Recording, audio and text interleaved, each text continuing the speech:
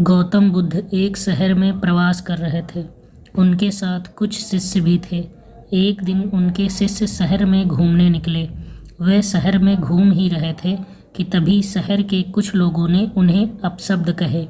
उनके बुरे शब्दों को सुनकर शिष्यों को बहुत बुरा लगा और वे वापस लौट गए। बुद्ध ने देखा कि शहर से लौटकर आए उनके सभी शिष्य बहुत क्रोध में दिखाई दे रहे हैं।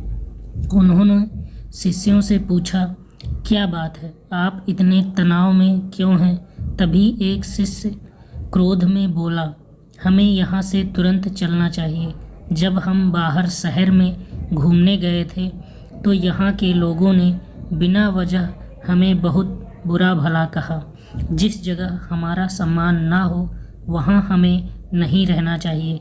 बुद्ध ने कहा, क्या किसी और जगह तुम अच्छे व्यवहार की अपेक्षा रखते हो? दूसरे शिष्य ने कहा, इस शहर से तो अच्छे लोग होंगे ही। तब गौतम बुद्ध बोले, किसी जगह को सिर्फ इसलिए छोड़ देना ठीक नहीं है कि वहाँ के लोग बुरा व्यवहार करते हैं। हमें तो कुछ ऐसा करना चाहिए कि जिस स्थान पर भी जाएं उस स्थान को तब तक नहीं छोड़ें जब तक अपनी अच्छाइयों से वहाँ के लोगों को सुधार ना दें।